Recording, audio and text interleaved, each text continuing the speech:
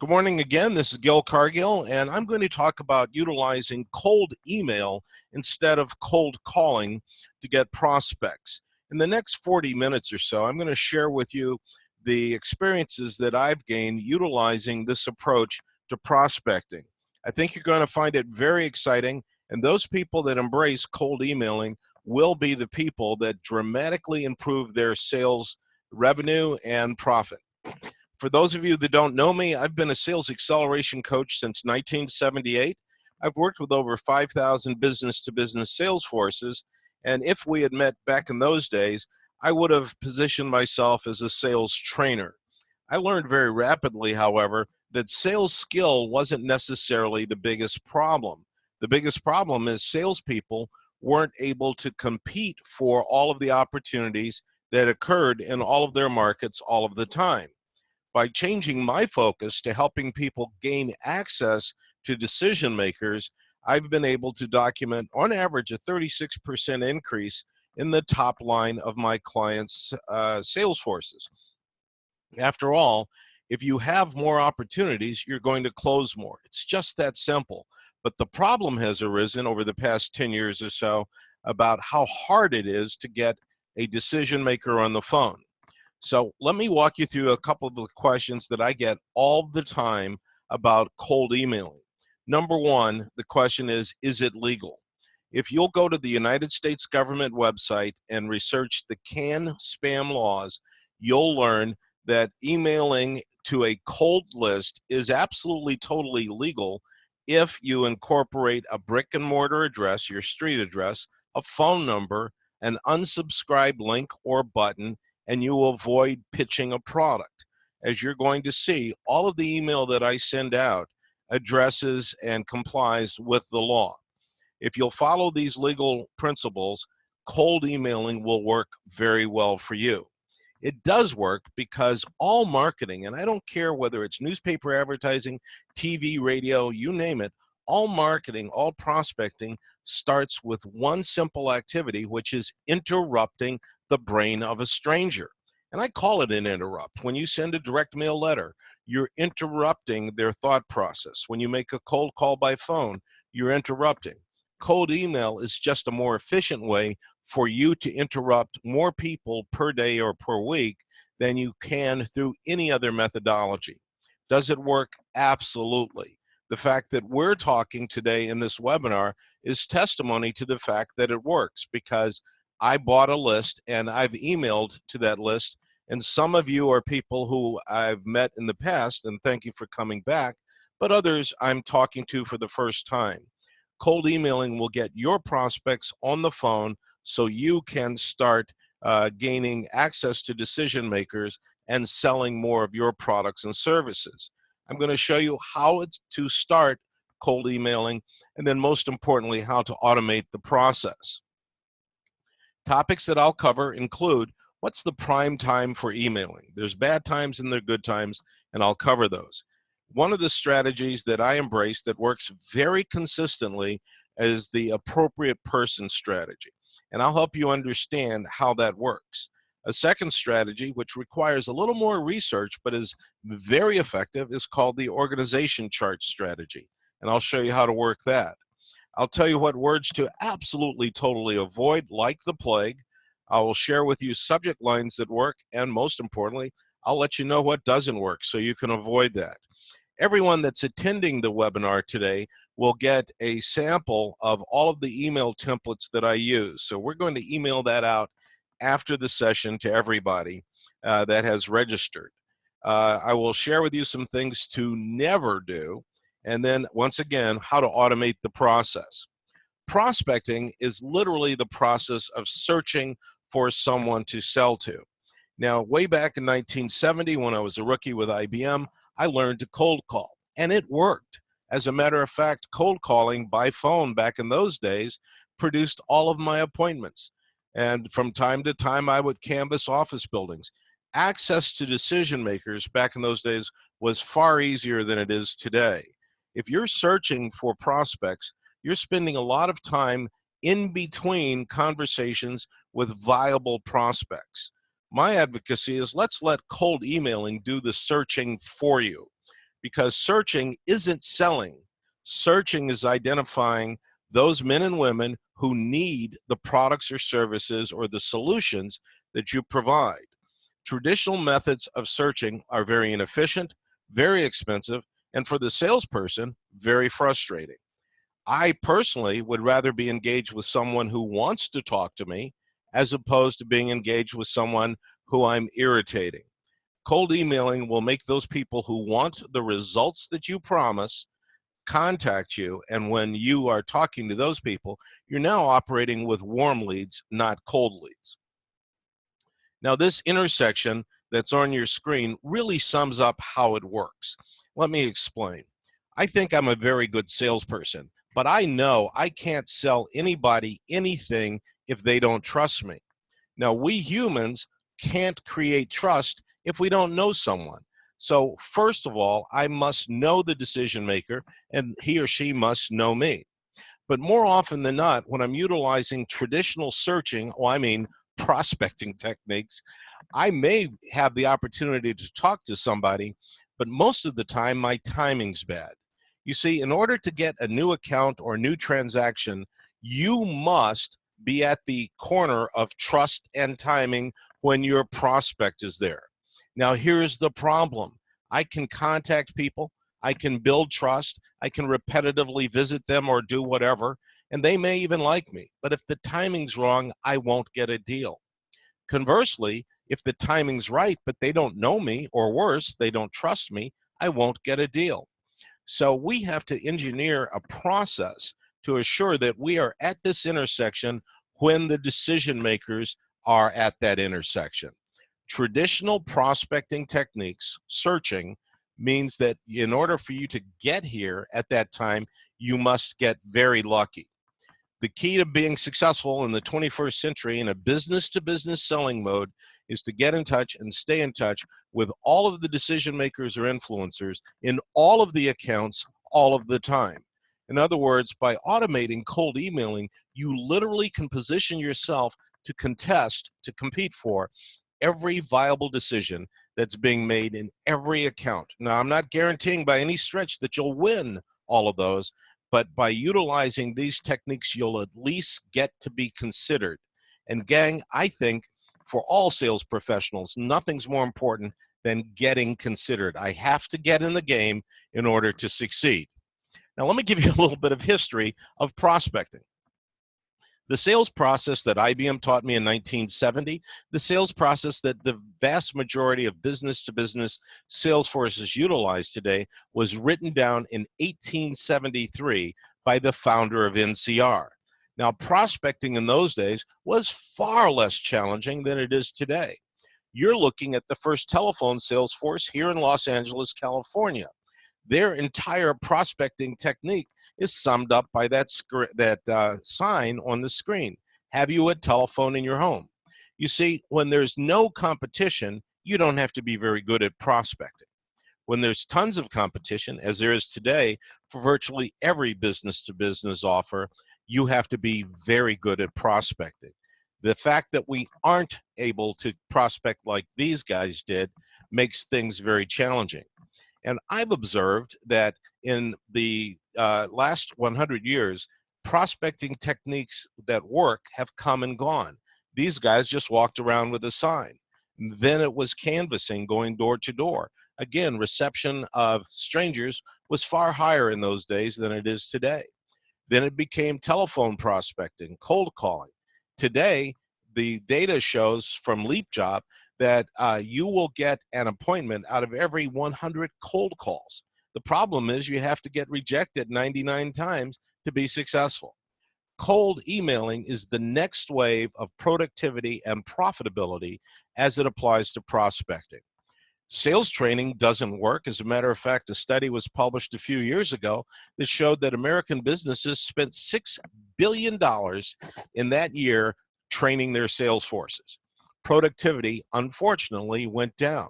You see, improving the skill of a salesperson doesn't necessarily translate into an improvement in top-line production if they can't get in touch with the prospects. So as skills went up, the challenges to gaining access went up in direct proportion, or actually a little greater. Because we couldn't get access, the productivity actually dropped.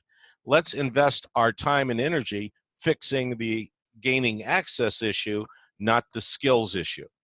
Now, the process is also becoming more challenging, and the weak link in today's process is salespeople can't stay in touch with all of the decision makers all of the time. Consequently, deals get done without us contesting them. If you're a sales professional, more often than not, you have encountered this statement: I'm a day late and a dollar short. It's happened to all of us. Nothing was more frustrating in my IBM days than going into an account that said, wow, we just bought from fill in the blank. And then it was too late for me. The facts are, if your prospects don't buy on your first pass, you have to stay in touch with them. As a matter of fact, 6 to 18 months after the prospects say not now, 45 to 63% of them will buy.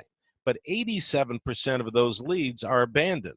So if you're a marketing professional investing your time, talent, energy, and money in creating leads, odds are you've encountered some frustration, because 22%, according to a study published in Selling Power magazine, 22% of forecasted leads fizzle. In other words, we spent the money and the time to create a lead, but the lead didn't buy from us or didn't buy from anybody. Again, we weren't engaged with enough decision makers.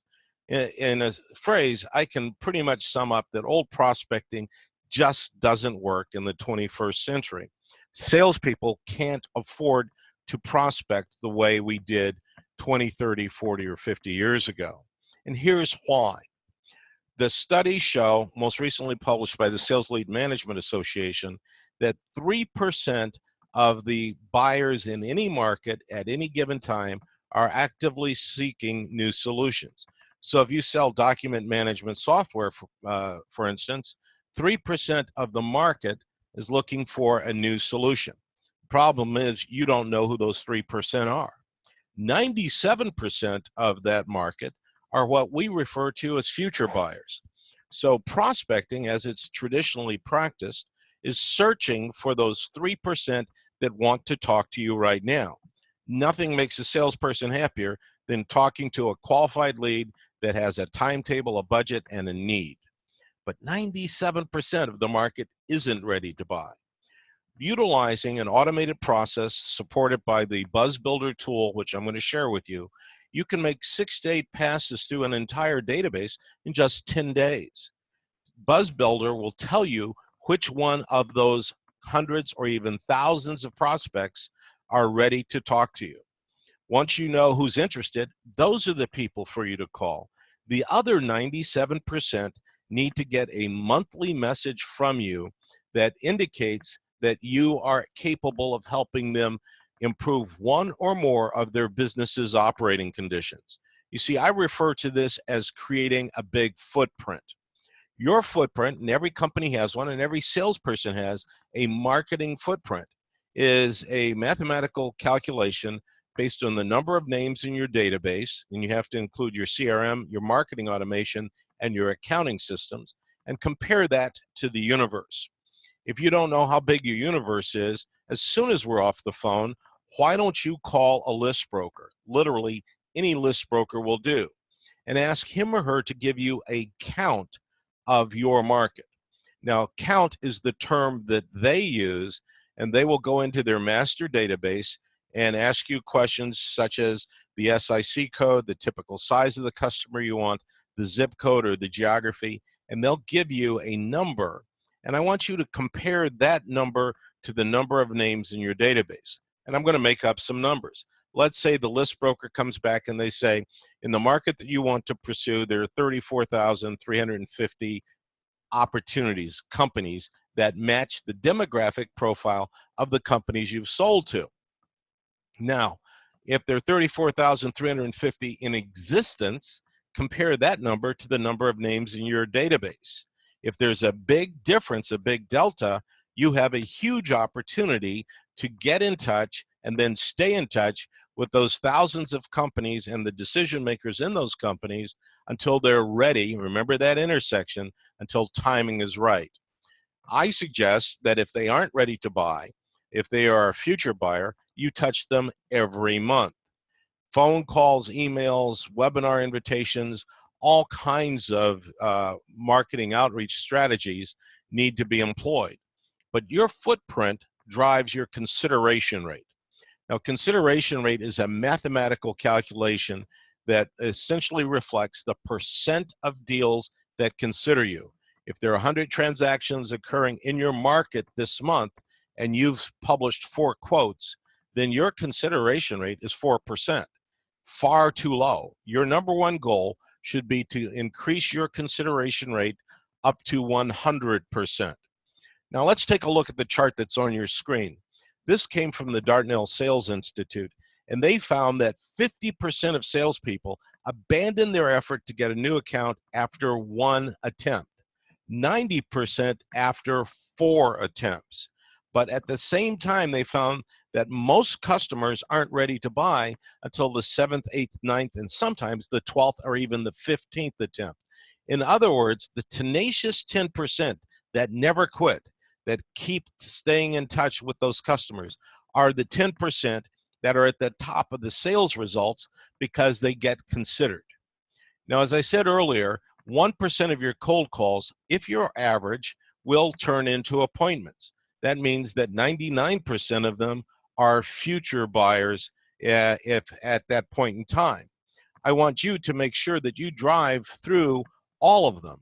Now, if you're dialing for dollars, as we used to do back in the good old days, you have to talk to 99 people to get one that's willing to meet with you.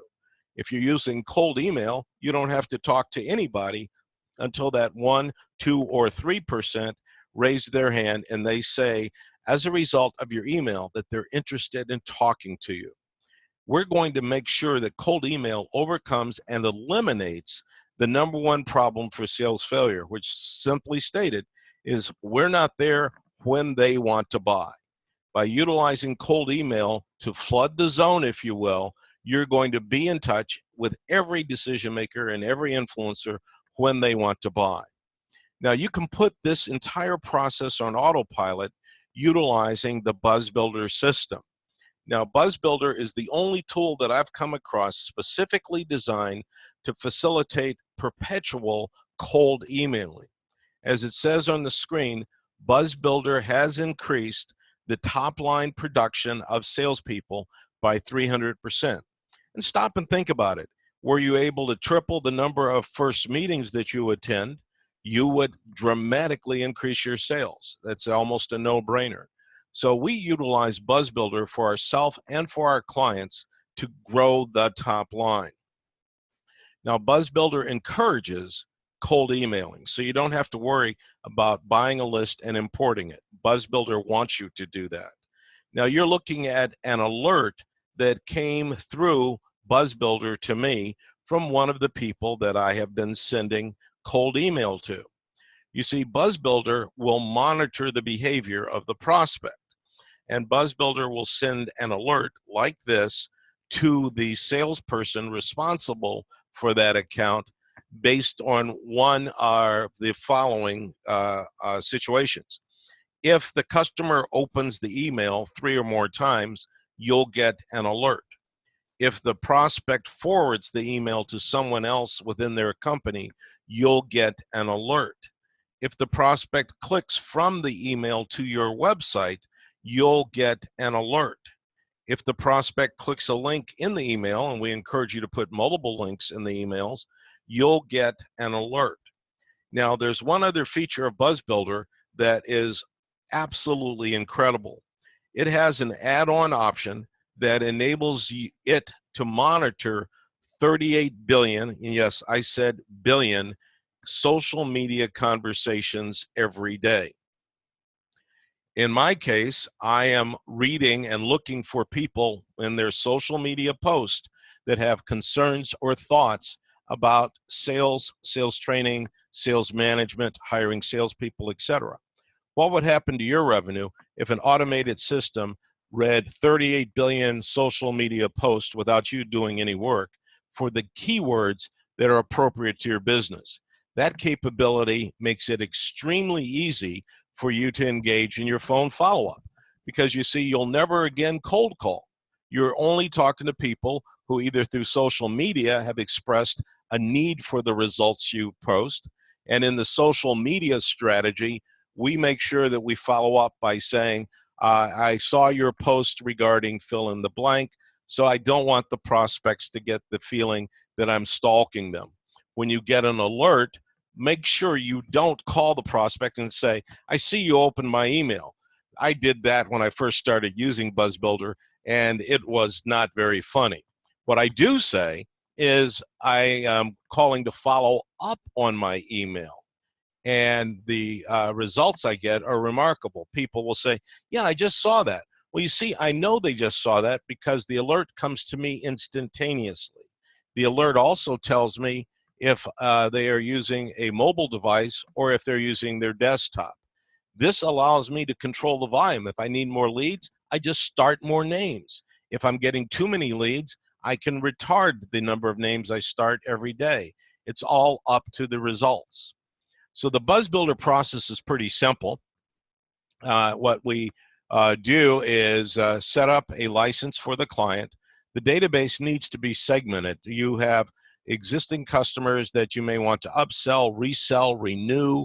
You may want to get referrals from them. So we want to send different messages to existing customers. Another segment could be inactive customers, customers that bought from you in the past and have stopped buying. We will work with you to create campaigns. We write the emails. I have professional copywriters that will write the emails for you. And then we will take the database that you provide us, load it into the system. And if we're running the system for you, many of our clients ask us to do that. We'll start X number of names for you every day. And we don't have to run it. It is so simple that many of our clients will run it. These audience segments, as I said, could be current buyers. These are the strangers, the 3% that are looking for your solution. 97% will be future buyers. We also want to talk to our active customers to get upsells and referrals, inactive customers, and then the lost sale. I'm actually amazed at how many customers 3, 4, 5, 6 months ago said no way and turned down an opportunity to buy from me or one of my clients that will turn around and start buying if we start nurturing them. There are 5 ways that BuzzBuilder helps you grow your top line. And remember, it does all the work for you while you're taking care of your existing customers. Number 1, BuzzBuilder is going to increase the number of first meetings in your calendar. If I double the number of first meetings and your proficiency stays the same, math says your productivity will double. If I triple it or quadruple it, math continues to go through that. Your sales cycle will dramatically shorten as a result of using BuzzBuilder because you'll only talk to people who know what you sell, what the results are, and how those results will benefit you. You can increase your sales price, and believe it or not, a lot of people say, well, how does BuzzBuilder help me increase my selling price? Well, I've found that when my funnel is very full, I can be a little more aggressive about pricing. Many companies will discount their price because the mistake is that any deal is better than no deal. BuzzBuilder will give you a dramatic increase in the amount of selling time available to you, which in turn allows you to conduct more transactions per sales month or per year. And your conversion ratio will go up, which will impact your morale and your bank account. So we impact your product profitability 5 different ways. Now, the phrase on the top of your screen was shared with me by one of my first sales managers. As a young, aggressive IBM sales representative, I once told my manager that I knew everybody in a particular hospital and that I didn't need any help. He pointed out by saying that, Gil, it's not how many people you know that counts, it's how many people that know you. And boy, that has stuck with me. Our goal is to make sure every decision maker and every influencer in every one of our clients' markets knows them. That in turn drives up the consideration rate. And remember, our goal is to aim for 100% consideration. Now, we'll never get there, but if we double, triple, or quadruple the number of opportunities that consider you, your top line will go in that same direction. We also automatically switch from an approach campaign, which is designed to get first meetings into a nurture campaign for the 97% of the suspects who aren't ready to buy right now. So every month, every one of those 97% will get an email from you that looks like you personally wrote it. Part of the method to our madness and part of the secret sauce is everything that comes out of BuzzBuilder looks like the salesperson wrote it. We're facilitating an email conversation, a two-way conversation between the salesperson and the customer. Now, I promised you I will share with you some best practices and candidly some worst practices. This is an example of the worst. We're trying to sell the entire deal in an email. You can't do that. What you need to say is, here's the benefit to the customer of talking to you or meeting with you. And if you look at the bottom paragraph, it says, I was looking for a 30-minute meeting with either yourself or who you feel is the appropriate contact. I look forward to hearing back from you. I'm here to tell you that strangers don't care about what you'd like. Now, a better approach, as you can see on the right-hand side, the email's shorter, and that we have multiple links to various pages on the website.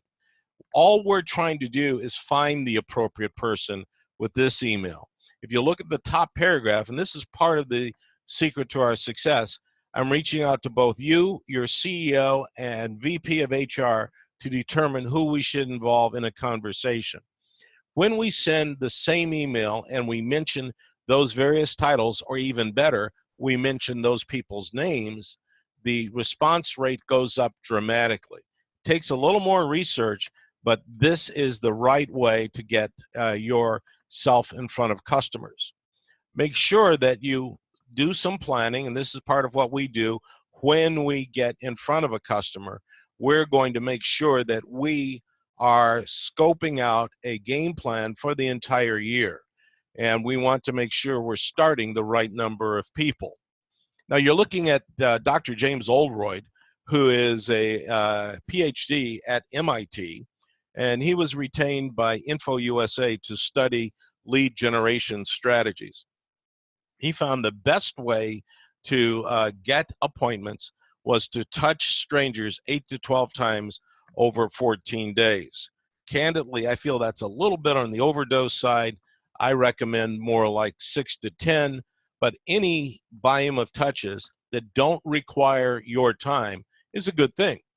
And persistence absolutely pays off. Our process is we help our clients compose those messages. Then they're sent and we evaluate the results through BuzzBuilder's online reports. We modify and then we repeat. So if you're doing this monthly, you'll have a nonstop flow of high quality leads. Typically, we set up several campaigns right out of the chute with each new system. The appropriate person is the cold emailing that I've been talking about. We also like to onboard new customers with a greeting. We ask old customers to give us referrals. As I mentioned earlier, the lost sale addresses the fact that we tried to close a deal, but we didn't. Many times, customers will say, wait, not now, and those are the people that we refer to as future buyers, and we put them into the nurture campaign, and then the wake up campaign is to get inactive customers to start buying. So as we say here in Hollywood, that's my story, and I'm sticking to it.